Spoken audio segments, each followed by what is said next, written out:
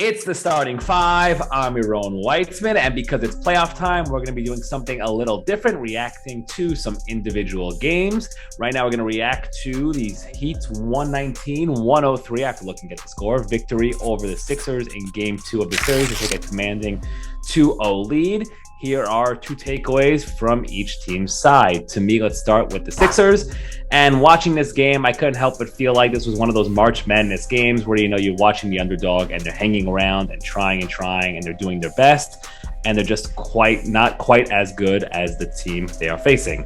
Let's start with the reasons why. Obviously, Joel Embiid is out, and with him being out, that means the Sixers are reliant on James Harden to carry the load, and Harden, once again, was just not up to the task. He finished the game. I'm looking at the box score right now. He finished the game, as I scroll here, 20 points on 6 of 15 shooting, but just 1 of 5 from 3. He did have 9 assists, but if you watched him, you could see that he just had trouble, once again, getting into the lane, blowing by his guys. He's basically over-reliant on the step-back 3 now. He does a good job playing the point guard, but the issue with that is that the Sixers, and this is the other takeaway, they just don't have enough, right? The Sixers were not able to hit open shots. There are a bunch of possessions where you saw the Heat basically triple-teaming Harden, sticking up on him on the perimeter, daring him to drive by him, and daring him to find the team's other shooters, and the Sixers just couldn't connect. They finished a really bad 8 of 30 from deep. That's just an impossible math problem to overcome. The only chance the Sixers had without Embiid in the series right now is if they catch fire from deep. If they're unable to do so, if they keep shooting the way they have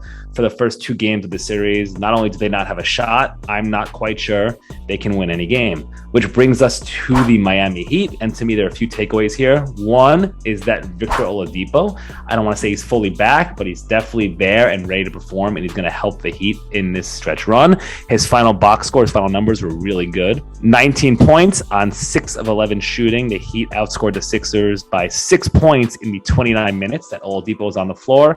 His defense is really good. He had some bounce, and he just gives the Heat some more versatility off the bench. And this is a team that's already incredibly deep. Think of it this way. Duncan Robinson, who they're paying $90 million and who as recently as last year and in their finals run during the bubble was basically an essential part of their offense. They've now sent him to the bench and replaced him with Max Strus. The Heat are really, really good, and Oladipo playing at this level is only going to help them going forward. My other main takeaway from the Heat is that I don't think they're going to get tested until the conference finals. This is a team that ran through the Atlanta Hawks in the first round of the playoffs. What was so incredible about that is they didn't bench. They let Jimmy Butler and Kyle Lowry sit out the last game of the series. The other takeaway here is that it really looks like the Heat are going to coast all the way to the Eastern Conference Finals.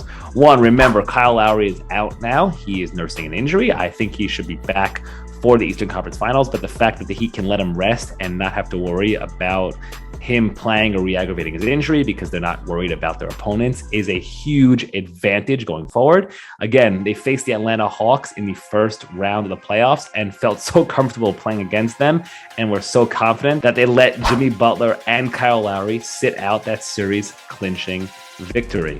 Now it looks like they're going to sail through this series, and with the Celtics and Bucks likely on the other end of the bracket, likely two teams that are going to beat the hell out of each other over the next week or so, the Heat could have a huge advantage entering the conference finals. Before we get there, though, let's look ahead to the rest of the series. Game 3 is Friday night, and the question, of course, is there anything the Sixers can do to capture a game and try to extend the series and maybe wait for Embiid to come back? As for Embiid, Chris Haynes on the TNT broadcast gave an update now and basically said that Embiid is unsure when he returns. We all know it's about the orbital fracture and how difficult that can be to return from, but I think the other part about this that is maybe being overlooked a bit is that he also has a concussion, and anyone who has a concussion knows those can be funky and weird, and it can take anywhere from a couple days to a couple weeks to fully recover. So I don't think the Sixers can rely on Embiid returning. And it's fair to wonder, given how they have looked, whether Embiid feels the need to rush back. Not that he's not competitive, but in terms of being safe and taking care of your body, it might not be the most savvy move. This is a team that wants to win titles and compete for titles going forward, and Embiid has to keep that in mind. All that in mind, is there anything the Sixers can do? To be honest, I'm not really sure. Harden needs to catch fire from deep. Maybe some home cooking can help guys like Georges Niang, Furkan Korkmaz, Tyrese Maxey catch fire and shoot better from long range. Tobias Harris was really good in game one. He wasn't quite as good in game two.